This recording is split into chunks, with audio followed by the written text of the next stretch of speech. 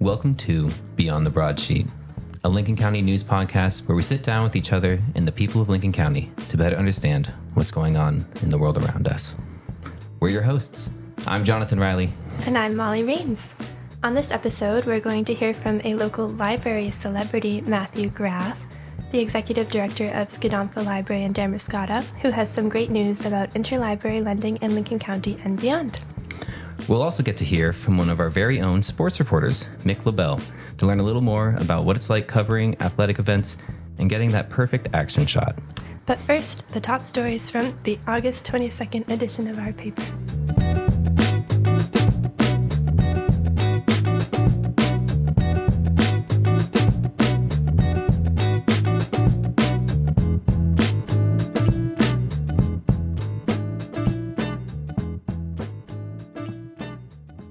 Wiscasset Town Manager Dennis Simmons received a Municipal Leadership Award from the Maine Town, City, and County Management Association on Wednesday, August 14th. AOS 93 welcomes new Superintendent Todd Sanders, a team player and educator who's bringing his experience as a former coach, teacher, and administrator to the central office. Bristol Consolidated School is making headway on renovations and staying within budget. BCS Facilities Manager John Carroll said about 90% of the building has been affected by renovations, which began in June 2023. Lincoln County Libraries are celebrating the return of interlibrary lending. Services will restart at the beginning of September, ending a statewide disruption that started at the beginning of the summer. Scaffolding that's adorned the iconic Round Pond Meeting House since April was removed this week to reveal a completed weatherization and fresh coat of paint. And the South Bristol School Mariners' new principal, Lori Stiles, is ready to take the helm and engage the community inside and outside of the school.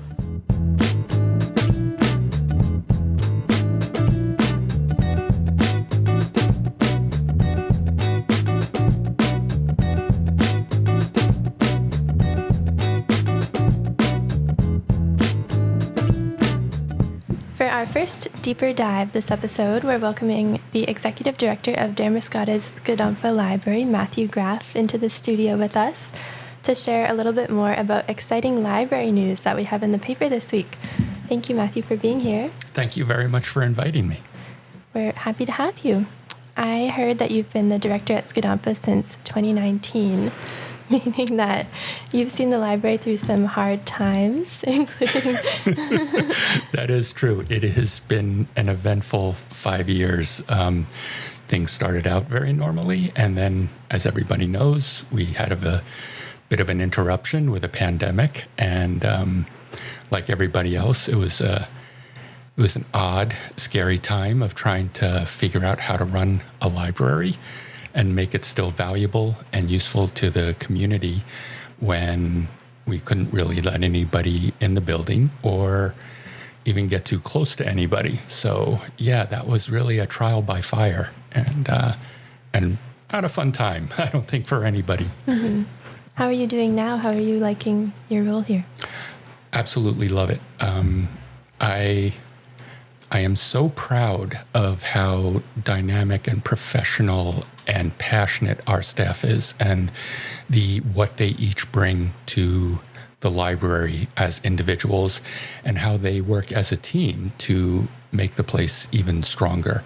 And it's every day I come to work, and it sounds silly, like a cliche or a hyperbole, but I am excited to come to work and see what they are bringing next. And I'm very fortunate in that. I understand that that's not the norm in places, but I found it here. And yeah, it's just fabulous. That's so special. I feel like I can tell when I go into Skidompha that everybody really likes working there. Very much so. Yeah. Again, I'm very lucky for that. Yeah. Unfortunately, this summer, everybody at Skidompha and libraries across Maine were kind of upset, to put it lightly. I think I'll let you share the happy news. Okay. ILL's, interlibrary loans, are restarting. This is going to be a bit of a process, so we're asking everyone to continue to be patient. This is an extensive, large endeavor with lots of moving parts, and it is going to take a while to get things up to the same speed and consistency as we had prior to this change. This week, our new courier service, Stat Courier, is going around and testing out new routes to see what works best for them, what is the most efficient and that sort of thing, introducing themselves to the libraries and such. And then starting on August 26, their contract actually goes into effect. At that point, we are only going to be transferring books back and forth that are stuck in the system, that are stuck at certain libraries and that sort of thing. So we're not going to be really doing any absolute, any real interlibrary loans at that point.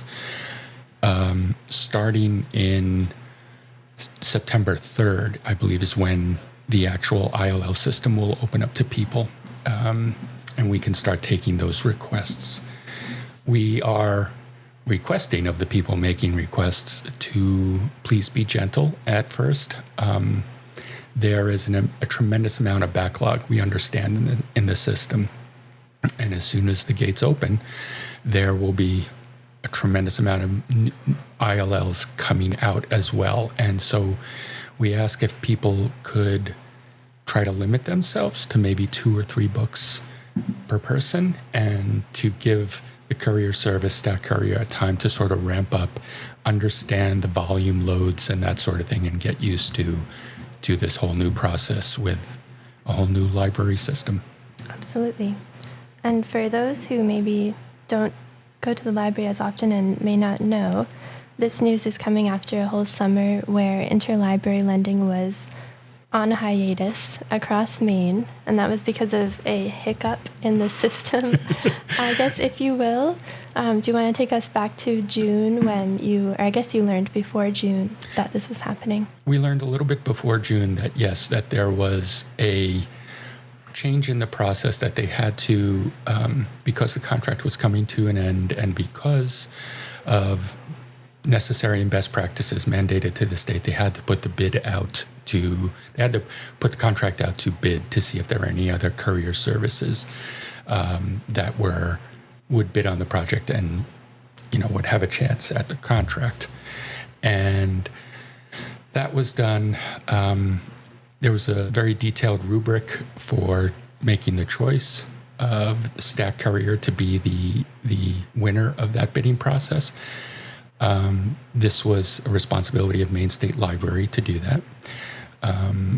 There was a delay of process going through the state system for all the checks and balances that are necessary on getting a new vendor and making a new contract.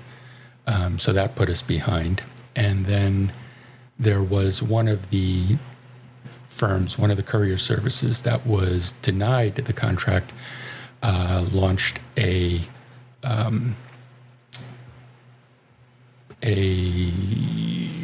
appeal. An appeal. Thank you very much. I'm sorry. Launched an appeal of the process, and that also took time and delayed the process.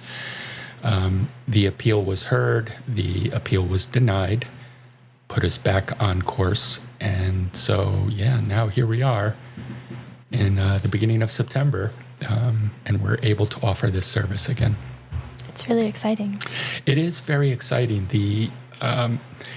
It is such a core service, such a foundational thing for libraries to be able to do this, to liaise and work with other libraries, to enlarge their collection, to augment their collection. And, it's a necessary thing. We can't obviously have every book in the world in our library. There are space constraints and cost constraints. And we can get past that, as I said, by working with libraries from next door to all the way across the country. It's a source of pride for me when I hear from our librarians talking about how, we sourced a book from Ohio or Washington or Idaho or something like that. And for me, that shows the power of the system and the power of the library to do that. And without that, it really felt like we were, walking with crutches or something. We were not fully there for our patrons. And that was very frustrating for our patrons, I expect, and for us as well. I want to take a moment to thank our patrons for being so patient and kind and understanding. That helped our lives a lot, and we really appreciate that for all of you being that way. Thank you. Oh, definitely. My last question for you is about the mood at Skidompha now among the staff, but also the patrons who have been patient, but also probably are really excited, I would guess. I will say patrons, I think, are very excited and asking, when can they start, and, what's going on and that sort of thing. They're very, they're very involved in the process of about interlibrary loans and very interested, and that's great to see, that their investment in this. So it's for some of our particularly our power users, they're like chomping at the gates, ready to get going. For our librarians, we're also very excited, breathing like a sigh of relief of like, finally. We're also a little bit, I wouldn't say stressed or on edge, but we are understanding that this is going to be a learning process, and this is going to be, there's going to be a big learning curve, and we're going to have to get used to that and understand that. And so, yeah, I guess we're ready. So that's great to hear. Yeah. Thank you for being here and sharing this happy news with us. Thank you so much. I really appreciate this opportunity to to expand our voice a bit beyond our HAPS newsletter and the newspaper and social media to actually going on a podcast, which is wonderful. So exciting. And I hope anybody who hasn't been using interlibrary lending, once things are back to normal, I hope they give it a try. Awesome. Thank you. Thank you.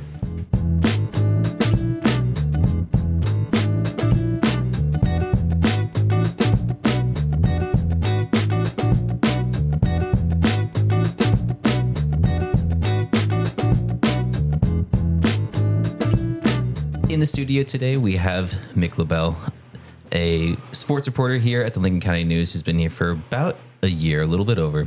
Mick is a former college lacrosse and hockey player, youth hockey coach, high school lacrosse coach, hockey referee, parent of 3 athletes, and now a sports reporter. So, Mick, now that the fall season is descending upon us, can you tell us a little bit about what it's like covering these sports seasons, and get into a little bit about the nitty gritty of, standing on the sidelines and what this is like? First of all, I am glad that we are headed back into the fall sports season. Yeah. Summer sports season is definitely a little slower pace. Yeah. It's a little heavier on the features and that kind of coverage. So I really enjoy covering the actual sports events. Very cool. So what is it like? Right now we're heading into the time of year where we do season previews. So I'll be meeting with coaches, reaching out to coaches, going to scrimmages and getting a feel for what those teams look like and strengths and weaknesses and new players coming in, new coaches coming in some cases. Mm-hmm. And new athletic directors coming in. So each season typically brings about change. And part of it is adapting to each season because they're all very different as far as the type of activity, the weather, etc. So the one thing I did learn in the past year covering each of those seasons, fall, winter, spring, and then the very different summer, I feel ready for this year. So I'm excited to head into the fall, knowing kind of what to expect and having learned from mistakes and good things that I did last fall. And so it's a big transition. When each season starts, there's just a lot of new faces, a lot of new people, a lot of new rosters and, things like that. So It's exciting, but it's also a little bit nerve wracking, I guess. Yeah, in definitely. preparation. I mean, you're getting to know a whole new group. Well, not entirely new, presumably, but there will be familiar faces, in the crowd and on the teams. But you're getting to know this season, and I'm sure every season, is a new getting to know process. And what do you do to prepare outside of meeting with the coaches and getting sort of a pulse on this is what's happening this season? What else do you do to prepare for the fall season? Not much, honestly. Yeah. I dive in. Nice. And that's kind of how I've been throughout my life is I'm not an over preparer. Nice. So I do live in the moment a little bit, and that's probably an advantage and disadvantage. And so preparation wise, it is more of just like getting in touch with coaches, meeting coaches, just establishing that relationship, because they're my key conduit for information, and I'm kind of the intermediary between them and our readers. So, relationship wise, this is a good time of year to go to practices, joke around with players. I'm starting to get to know players. Like they see me and they're like, hey, the camera guy's here. Yeah, nice. So I think they like it, and I try to respect their space too. Yeah.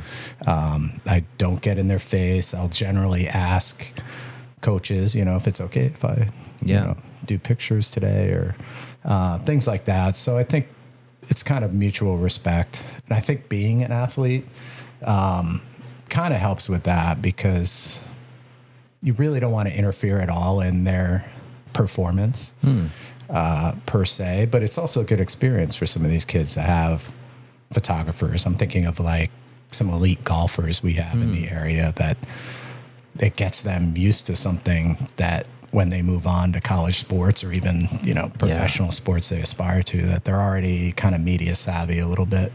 That's really very cool. So you've talked about, golf. What are some of the other sports that we can look forward to in the fall season? Yeah. Great question. Volleyball. Whoa. Yeah. So I'm super excited in Maine, about that. You got volleyball? We have volleyball. Yeah. That's cool. And so that's really exciting. I think the most fun part about being a sports reporter is going to all the different sports and all the different levels of sports. For example, baseball, I go from, the 8 to 10-year-old age group all the way up to adult softball, and everything in between. So what am I excited about? Volleyball. That's new. Is volleyball going to be a fall sport? Yeah, so volleyball is a fall sport, and 2 schools will have girls club programs this year, Madomic Valley. Cool. And also Wiscasset combined with Boothbay as a co-op team. Wow. And last year, Wiscasset did have or experimented with a co-ed volleyball program. And I think they got a lot more interest and participation from the girls' side. So this year they're going deeper into expanding that and growing that program. So outside of the new face, we have volleyball. We have cross country, right? And soccer. Are there other sports that I'm neglecting? There are. Field hockey. Field hockey, right. And Football. Yes. Beautiful. So we have actually 2 programs in Lincoln County. We have 8-man football down in Boothbay, and we have regular 11 per side football at Madomic Valley. So what's it like? I'm imagining that covering and photographing a cross country meet is a little bit different than photographing a soccer match. So can you describe a little bit the dynamics of photographing each, and what is it like? Is it positioning? How do you get that shot? Yeah, they are very, very different. That was the biggest takeaway, I think, from the whole year of covering sports and photographing sports. Cross country, all of these fall sports will be outdoors with the exception of volleyball. So the first thing is indoor, outdoor. And that really dictates a lot of camera settings and things like that, and lighting. So there's actually 2 different cameras that I use, but I've gone more exclusively with the nice fancy one. The camera that you use, is a Nikon. It's a D5, which is the latest and greatest. I am thankful that I have, really good equipment. I feel spoiled in that respect or that regard, because I do know my colleagues might not have as fancy of a camera that are covering other news. And part of that is just the action photography, and having the equipment I have and being able to review shots in real time quickly now in this digital age is amazing. Yeah. I can take a shot, take a look right away, delete, take, and just take more. And that's one of the biggest things I learned, the pros and cons of volume. So generally speaking, volume of shots, like taking it. Yeah. Like, let's say I was going to a football game. I'll probably take 250 pictures. Well, how long is a football game time-wise? It's like an hour, 2 hours, 3 They're hours? pretty long, so it's probably about 2.5 hours with, the halftime break and everything. So taking 250 photos over 2.5 hours, that's a photo every like 30 seconds. It is, and a lot of those I'm even deleting other ones. So I'll walk away probably with about 250, and then there's a quick process of narrowing that down to maybe 50 to 100, and then there's a final process where I'll pick, top 10 to 20 for submittal and consideration in the paper. So I've learned to get faster at that, because obviously that can be pretty time consuming. Faster at the distillation process of filtering it down to, I'm sure, you kill a lot of like darlings, photos that are just really great, but it's, they don't crack the top 10, top 5. Yes, and depending on the sport, the photo bombing is amazing. What do you mean photo bombing? Like, I'll have the best picture, somebody diving, for a ball in the end zone, and the ref's head will be covering where the ball is. Oh no. Or something like that, So in sports photography, you can only control so much. Sure. Yeah. So I do try to control what I can control. Those are things like the backdrop. You don't want a really cluttered backdrop. And a great example of that is if I'm doing track and field. Oftentimes, like around the edges of the track, they store all their hurdles and things that hold up the pole vault equipment, et cetera, et cetera. There's just like junk all around. And unfortunately, also for indoor track, I find that there's weird lighting. Like there's lights. If an athlete is running right under one of those lights on the ceiling, perfect. Sure. But if they're not, then it's weird. Yeah. And those, so there's spots like that throughout an indoor facility like that. So one thing I do is I look at backdrops. I look at anything in the foreground also that could, block a good shot, including the officials. Like an official, right? Yeah. In basketball, some of my favorite shots are underneath the basket. That's also where the officials like to hang out. So sometimes I'll literally have their, backside. Let's just call it that. I feel like we should put together like a mist glory like photo, like album of the shots that you got that you can tell it's almost the greatest shot ever, but it's just there's the ref in front of like you said, in front of the ball there. That'll be a funny expose. Yep, and that happens a lot, unfortunately. So that's why you take a photo every 30 seconds. Right. That is why. So that is the beauty of the digital age, being able to, and I'm thankful for that, and being able to take so many pictures and then. So the volume, you said, is sort of a double-sided thing, where the benefit is that ideally you get the shot right. It sounds like you expose you take a lot of shots, you hopefully get that shot, but the drawback is the time going through those shots, or like what are the drawbacks of the volume? Yeah, it's time. Yeah, that's about it, really. Yeah, because you got to look at every one and decide. But there'll be a play, and I'll literally have 5 shots of a play, just different, like you can almost do like a animated slow-mo film of all the pictures piece by piece next to one another of whatever that, play was. So then I'm looking at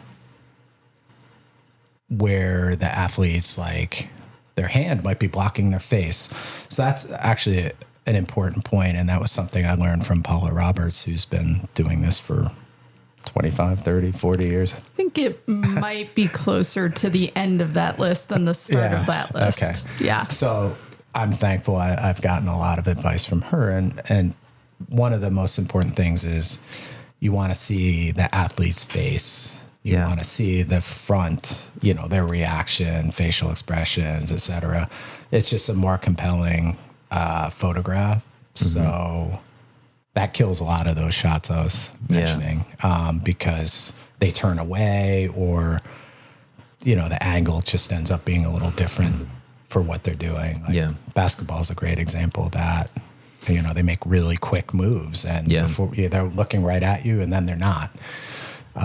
So that's why I take so many photos because I'm going to catch their face and get that shot. But whether that face shot's going to match the action shot, that we want to capture, that's a whole different story.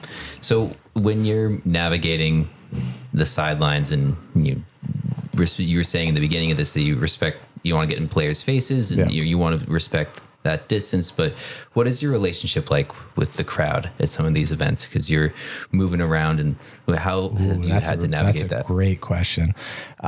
First of all, that is part of my scouting out location. So when I arrive at a sports event, I'm generally looking for 3 or 4 different viewpoints that I'm going to try to capture, whether it's up in the stands. Sometimes I'll go up high or I'll pick a different corner of a basketball court, where the lighting is better. And Paula has given me some advice on the various courts. Sure she has some secret spots, So I've learned some of her secret spots, but I've also found new spots. Cool. Which is part of the fun. So I scope out some spots, including looking at where fans tend to like to watch a game, like on the sideline. They like to be sometimes near the end zone in football, and so forth. So I am cognizant of that. And what I think of most recently was a Little League state championship baseball game. And surprisingly, baseball locations for photographers are few and far between because of all the fencing and the prevention of baseballs getting into the crowd protection. So this is a good question. So I immediately if I get to a field, and I am getting to know a lot of the fields, but let's say this game was down in Wyndham. Sure. I'd never been there, so you try to get there a little early and take a look. Well, I wasn't real pleased with what I had for options. So I do try to find an empty space like along the fence where I'm not going to be obstructing fans. And in this case, I actually did turn around and explain what I was doing and why, and if they could please let me hang out for a half inning or so I could get my most important shots. Yeah. So that was a case where it was really packed. There was very few places for photography. Baseball is one of those sports where you really can't get on the field at all because of the umpires, and I don't blame them because play goes into those like foul ball areas, and if they were to stumble over me or something, that would be bad. Yeah. Whereas other sports, like in basketball, I'm along the edge, but I'm not on the field of play per se. Like I do have to, and this is a whole different topic, is safety. I do have to be careful of large bodies flying out of bounds. Football's an example. I think I have not been taken out yet, but I know that Paula has over the years. So sometimes you see the replays on NFL sidelines where you just see their meniscus and ACL and everything get torn, or the cameraman does. Stones flying at him, running 21 miles an hour right into him. So and football is an example where you really need to be close to the sideline. It's one of the harder sports to photograph because of the distance of even the sideline to where they're playing, which is often in the center of the field. So even with zoom lens, and I use 70 to 200 millimeter, I'm barely close enough, honestly. So I am hugging that sideline during football. Like I'm a millimeter from the sideline. And also I do want the action to come right at me. Yeah. I need it to. Right. So you're in the line of fire. That's probably the most treacherous sport in that regard. And so you just have to be ready to leap quickly. Because the action will be coming at you, which is really what you're there for, and it's few and far between. Football, for those 2.5 hours, I'll probably get 10 to 12 moments where I really get a great opportunity for a photo. So there's a lot of anticipation. There's a lot of trying to predict what might happen and what play they might run. And I think being an athlete and having played just about every sport, I do at least have a good feel for that.